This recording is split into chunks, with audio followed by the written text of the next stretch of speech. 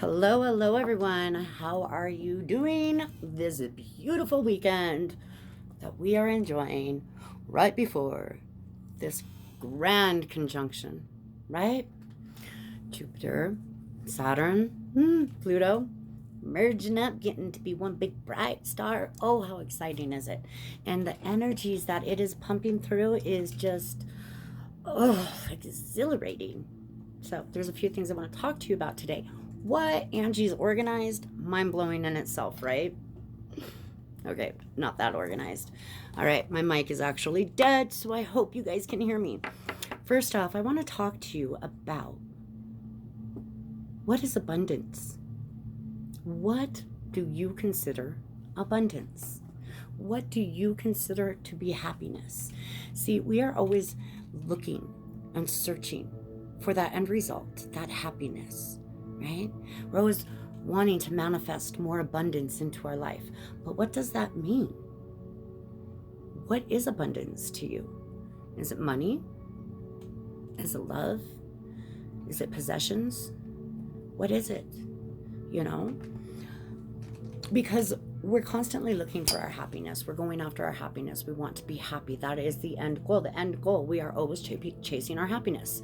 We want to be happy. We need this. We need that. This needs to happen, right? In order for us to be happy. So we're chasing our tail. And I mean, in itself, that is the astrological wheel. It's the dragon chasing its tail. Constantly chasing its tail.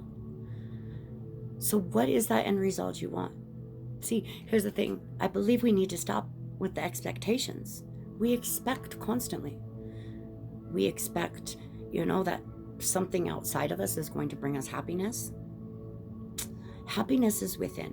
See, the outer world, right? Our outer world is where we can experience different things that keep that part of us lit up, that keep that part of us passionate, keep that part of us alive, right? However, you could, dream of one day wanting to have your own island. What happens after a couple of years of being on that island, 10 years of being on that island? You're not happy anymore because the happiness isn't from the outside world. The happiness comes from within, right? It is about that perspective. It's about how we look at things. How do we, when it comes down to it, judge it? Because this is what we're trying to take out of the equation, is the judgment in it.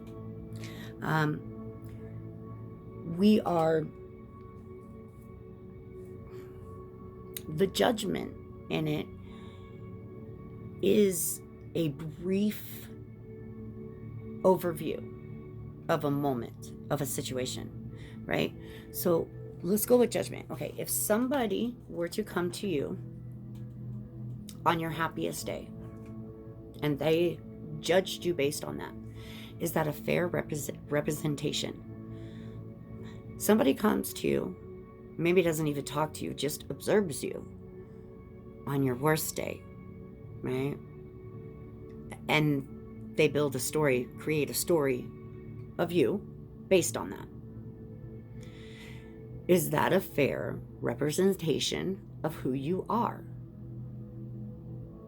Probably not. See, we only experience or witness or see moments, other people's moments. And we have a lot of moments. So it's kind of like looking at one star, one planet, right? And saying, okay, well, there's no life on that, so there's no life anywhere else. It's kind of like taking a bucket of water out of the ocean, saying there's no life in there, so there must not be any life within the ocean. We are all so much deeper than that split moment that somebody may or may not observe. And to judge a person or a situation on just that one little thing, that one moment, is not going to give anyone a fair representation of what it truly is. So judgment in itself is something we really should, put in the 2019 barrel along with the ego. So, okay, I also want to talk to you about how much is too much, because this goes along with abundance, right? What is abundance to you? Because as a collective, we are collective hoarders, right? Enough is enough. We have an overwhelming amount and abundance of clothing stores, coffee shops, all within a very small area. And it's becoming too much because this is over convenience. Instead of having to turn around to go back or drive a little bit further or just go home and make yourself some coffee, you just wait another, 30 seconds and you'll cross another one. It's very convenient and it makes us lazy. It also, if you think about the damage that each building, all the materials, all the money, everything that goes into just one business, the materials alone that are taken from the land to build that one business is absurd. Do we truly need it? Why are we not recycling buildings? Right? Why are we not recycling these materials more instead of tearing up the land to build more? The humans, I said that wrong. Us humans think, oh, we're the top of the food chain, right? We're the big dogs. But I was thinking about this. It's cold as shit out where I live, right? I'm in Colorado. It's snowing. I woke up, it was like 18 degrees today. And, I'm thinking, here we humans think we're the top dog. But yet look at all these animals, these wild animals that are outside surviving off of the land in any temperature, the cold, the heat. The squirrels are out there believing in themselves. They know they got it. They will survive. And if they're super hungry and can't find food, they just come up and be cute, and they know they can play the idiot human to give them more food. So who's top of the... just saying. They're pretty smart. When we stop living off the land that gave us life and gives us everything, down to, all of it. Look at this. The beauty, right? When we start actually living off the land and giving it gratitude and thanks for each little thing, and really, really cherishing and being grateful for each little thing, each twig, each blade of grass that this world gives us, this earth gives us, then we'll be on our way. But the convenience is making us lazy. We don't have to do anything for ourselves anymore. We just order it. Shit, I don't even have to go anywhere to get what I want. People can have coffee, a hot cup of coffee, delivered to their door. Come on. There's a beautiful world out there. We don't have to keep creating all this crap. What is the value, the true value of what we are creating? What is the value of what we're creating?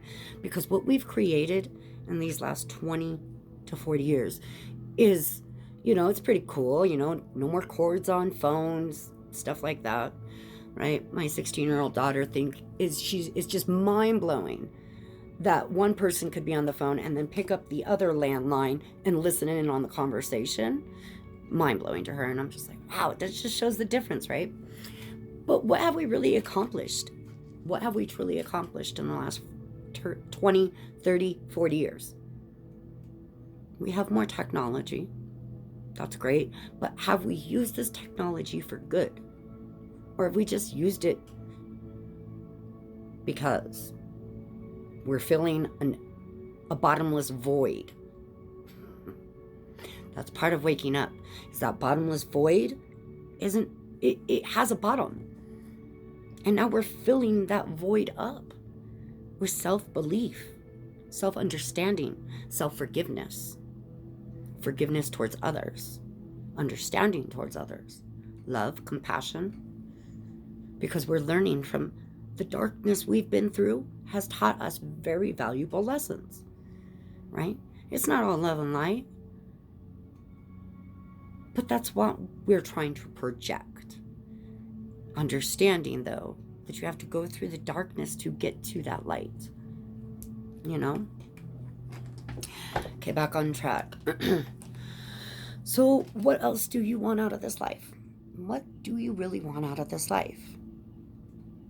Do you, like I said, what is your abundance? What do you consider to be abundance? Really think on that one, because we're wanting more. We're wanting to fulfill our cups, but yet with what? When I manifest on the new moons and I write down what it is I would like to bring into my life, you know, at first it used to be I would like more abundance, and then I got to thinking, well, what exactly am I asking for? You know, thinking, oh, Spirit knows best, and they'll give me whatever that abundance is. Now, that's good on one hand because it's the faith, right? But on the other hand, having some idea of what our abundance is to us. Now, what do I consider abundance? Excuse me.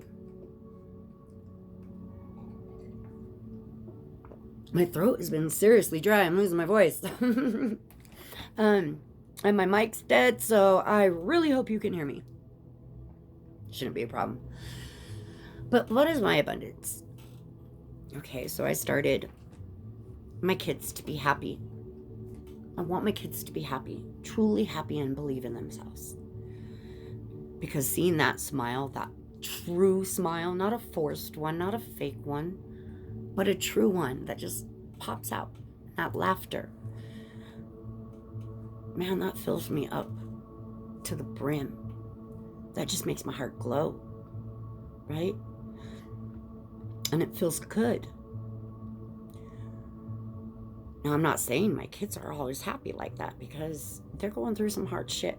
The kids, teenagers right now, kids of any age, younger adults, early 20s, are going through a really hard time. That's when you learn to discover yourself and learn all about how dark this world can be, and you have to start believing in yourself, trusting in yourself, start discovering who you are. And to go through all that right now, I mean, shit, us adults are having a really hard time with it. You imagine? I've got 2 Aquariuses in the house, 1 Cancer, 1 Capricorn, 1 Virgo. You know, and it's a great mixture, but they're not, I mean, I see the change, especially in my 6-year-old, okay? There's just a change these last couple of days, this lightness, this new way of thinking. The curiosity has gotten a little more brilliant. Like, I've noticed it with the animals, okay? I mean, the animals are just, my snake right now, she's drinking. I should show you her. I don't know what she's doing. She's being weird. Okay, so animals are being different. There seems to be more of an understanding. Of course, now this could also be that our vibration is rising, and the animals, of course, feel that. Have you ever been really sad and down, and your animals react to it, right? So they really pick up on our vibrations. And so this could just be that the overall vibration in general, I mean, because we've had good days before, right, where we're feeling good and high vibe, but it didn't really sink in with the animals. Now, as you guys know, I own an animal rescue that I do, and so we've got a lot of different animals, from a python to a rabbit, right? Not in the same room, but in dragons, cats, well, only 2 cats, and dogs. And their whole attitude is different. Their whole demeanor is different. They're more playful. They're just lighter. I don't know. They're just happier. It's weird. Anyways, okay, so also, so consider, I would really like you guys to think about what is abundance to you? What is happiness? What do you consider happiness and what do you consider abundance? And be clear on it, right? You got the Daughter of Swords. Compassionate, clear, good ideas, vibrant. Right? Woo. Finding direction.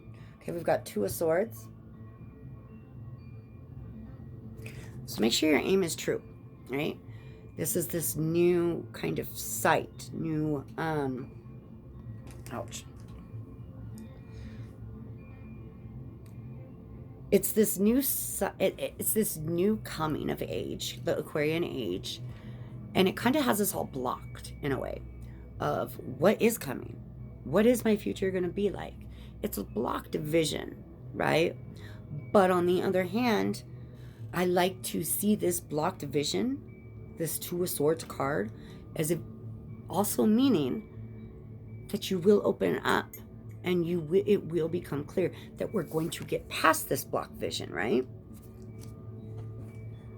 And the vision is blocked for a reason, is because it's not just the details that you need to be worrying about with your life. Like, where do I want to go? What do I want to do? What do I want to create? It's not just that, right? It's, I lost it. Oh, it's really zoning in on what is abundance, what is happiness. What do I consider that stuff?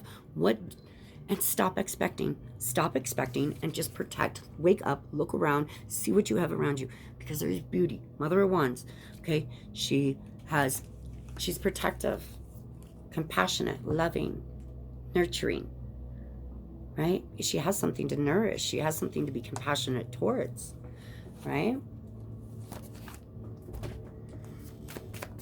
I love this deck. This is one of my first decks, and it's always such a great deck. It loves us too, with this 10 of Pentacles, Father of Swords, and the Sun. Oh my gosh, see?